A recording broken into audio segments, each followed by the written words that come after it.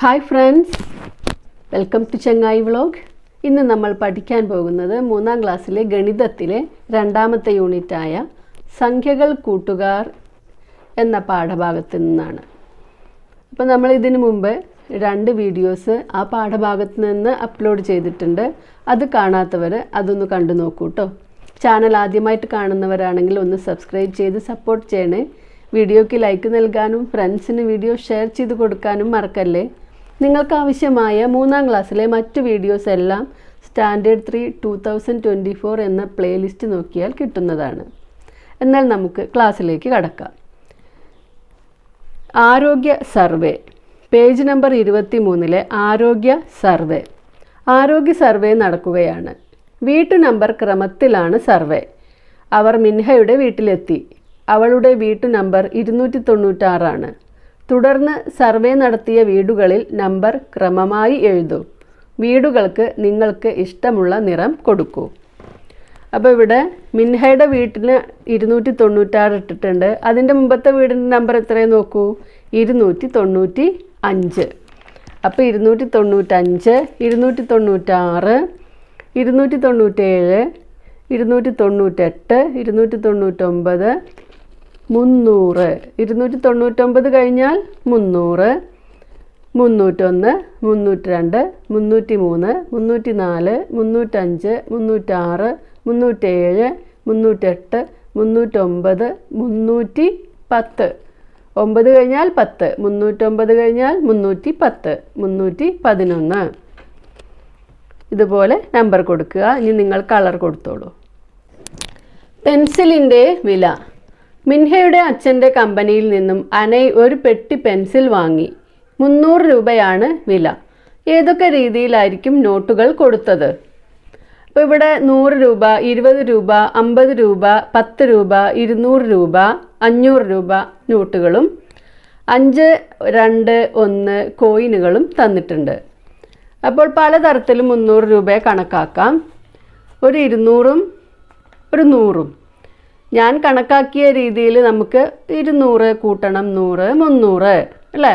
ചങ്ങാതി കണക്കാക്കിയ രീതി, ചങ്ങാതി 300 രൂപയാണ് ചങ്ങാതി കണക്കാക്കിയത്, അതും 300 ആണ്.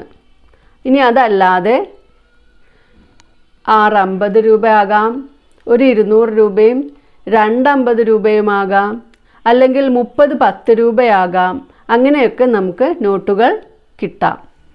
ചിത്രത്തിൽ നൽകിയ എല്ലാ നോട്ടുകളും നാണയങ്ങളും ഓരോന്ന് വീതം ചേർന്നാൽ ആകെ എത്ര രൂപയാകും? ആകെ എത്ര രൂപയാകും? ഇതെല്ലാം ചേരുമ്പോൾ 500 കൂട്ടണം 200 കൂട്ടണം 100 കൂട്ടണം 50 കൂട്ടണം 20 കൂട്ടണം 10 കൂട്ടണം 5 കൂട്ടണം 2 കൂട്ടണം 1. അപ്പോൾ കൂട്ടി നോക്കുമ്പോൾ 888 എന്ന് കിട്ടും. എത്രയാണ് കിട്ടുന്നത്? 888.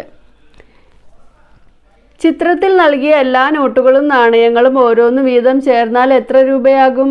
888 രൂപ. ഇനി 888 രൂപയെ അബാക്കസിൽ വരച്ച് ചേർക്കാമോ? അപ്പോൾ 10ൻ്റെ ഒറ്റയുടെ സ്ഥാനത്തും 10ൻ്റെ സ്ഥാനത്തും 100ൻ്റെ സ്ഥാനത്തും 8 വീതം സംഖ്യകളാണ് അല്ലേ. 8 8 8.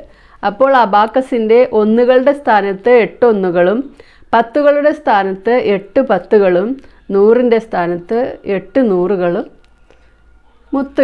മുത്തുകളായിട്ടല്ലേ നമ്മൾ പറയുന്നത്, ഇടുക. ഓക്കെ. ഇനി ഇവിടെ അബാക്കസിൽ കുറച്ച് മുത്തുകൾ ഇട്ട് വെച്ചിട്ടുണ്ട്. അതിൻ്റെ സംഖ്യ എത്രയാണെന്ന് നമ്മൾ കണക്കാക്കണം. അബാക്കസിൽ ഏതു സംഖ്യയാണ്? അബാക്കസിൽ ഇതിലേത് സംഖ്യയാണ്? 100ൻ്റെ സ്ഥാനത്ത് 2, അപ്പോൾ 200 ആയി അല്ലേ. പിന്നെ 10കളുടെ സ്ഥാനത്ത് 6, അപ്പോൾ 260. പിന്നെ ഒന്നുകളുടെ സ്ഥാനത്ത് 3, 263. അടുത്തത് നോക്കൂ.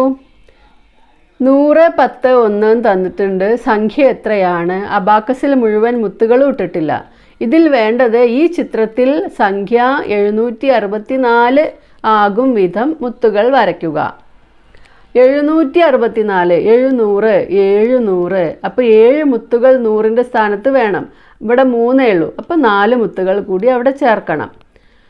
64 10ൻ്റെ സ്ഥാനത്ത് 60 എന്ന് പറഞ്ഞാൽ 6 10. അപ്പോൾ 6 മുത്തുകൾ 10ൻ്റെ സ്ഥാനത്ത് ചേർക്കുക. പിന്നെ ഒന്നുകളുടെ സ്ഥാനത്ത് 4 വേണം. അവിടെ 1 ഉണ്ട്. ബാക്കി 3 എണ്ണം കൂടി ചേർക്കുക. ഇനി നമുക്കിവിടെ മുത്തുകൾ വരച്ച് ചേർത്ത് സംഖ്യ ഉണ്ടാക്കൂ എഴുതൂ. ഏതെങ്കിലും ഒരു സംഖ്യ നമുക്കിവിടെ ഉണ്ടാക്കാം. അപ്പോൾ ഇവിടെ 321 എന്ന സംഖ്യയാണ് ഉണ്ടാക്കുന്നത്. അപ്പോൾ 3 നൂറുകൾ, 100ൻ്റെ സ്ഥാനത്ത് 3 മുത്തുകൾ ഇടുക. 10ൻ്റെ സ്ഥാനത്ത് 2 മുത്തുകൾ ഇടുക. 1ൻ്റെ സ്ഥാനത്ത് 1 മുത്തും ഇടുക. ഓക്കെ, ഇനി ചെക്കിൽ എഴുതാം. മിൻഹയുടെ അച്ഛൻ്റെ കയ്യിലുള്ള ചെക്ക് നോക്കൂ. സംഖ്യ അക്ഷരത്തിൽ മാത്രമാണ് എഴുതിയത്. അത് അക്കത്തിൽ എഴുതൂ. സംഖ്യ അവിടെ അക്ഷരത്തിൽ എഴുതിയത് വായിക്കൂ. 1000. അപ്പം അതിനെ അക്കത്തിൽ എങ്ങനെ എഴുതാം? 1 0 0 0 അല്ലേ? 1000. പട്ടിക പൂരിപ്പിക്കുക അക്കത്തിൽ അക്ഷരത്തിൽ. അപ്പോൾ അക്കത്തിൽ എഴുതിയ സംഖ്യ വായിക്കാം. 125. 125. അടുത്തത് അക്ഷരത്തിൽ എഴുതിയിട്ടുണ്ട് 405. അപ്പോൾ നമ്മളവിടെ 405. അടുത്തത് 890. 890. 890. 890. 342. 342. 342. അടുത്തത് 617. 617 എന്ന് മലയാളത്തിൽ എഴുതുക. 550. 550. 261. 261. അടുത്തതായിട്ട് ബാങ്കിൽ പണമടയ്ക്കാൻ. ബാങ്കിൽ പണം നിക്ഷേപിക്കാനുള്ള സ്ലിപ്പ് നോക്കൂ. ബാങ്കിൽ കൊടുക്കുന്ന നോട്ടുകളുടെ എണ്ണവും തുകയും അതിലെഴുതണം. മിൻഹയുടെ അച്ഛൻ 800 രൂപ അടയ്ക്കാൻ 6 നോട്ടുകളാണ് ബാങ്കിൽ കൊടുത്തത്. ഏതൊക്കെ നോട്ടുകളാണ് കൊടുത്തിട്ടുണ്ടാവുക? ഇപ്പോൾ നമുക്കിവിടെ ബാങ്കിൻ്റെ സ്ലിപ്പ് ഉണ്ട്. ഈ സ്ലിപ്പിൽ എങ്ങനെ എഴുതണം? ഇവിടെ 500ൻ്റെ എഴുതാം, 200 എഴുതാം, 100 എഴുതാം, ഏത് നോട്ടാണെങ്കിലും എഴുതാം. പക്ഷേ ഇവിടെ 6 നോട്ടുകളായിട്ട് വേണം കൊടുക്കാൻ. 6 നോട്ടുകളാകുമ്പോൾ നമ്മൾ ഇവിടെ കൊടുക്കുന്നത് 200ൻ്റെ നോട്ടുകളാണ്. 200ൻ്റെ നോട്ടുകൾ 2 എണ്ണം കൊടുത്തു. അപ്പോൾ 400 രൂപയായിട്ടുണ്ട്. തുക 400. പിന്നെ 100ൻ്റെ നോട്ടുകൾ 4 എണ്ണം കൊടുത്തു.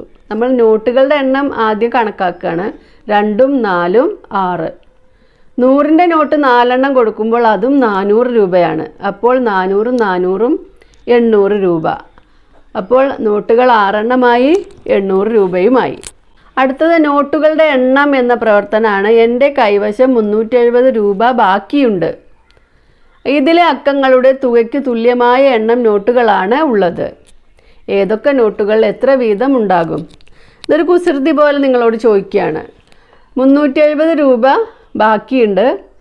ഇതിലെ അക്കങ്ങളുടെ തുക, ഇതിലെ അക്കങ്ങൾ ഏതൊക്കെയാണ്? 3 7 0. ഇതിൻ്റെ തുക എത്രയായിരിക്കും? 3 കൂട്ടണം 7 കൂട്ടണം 0. അപ്പോൾ 3 7 10.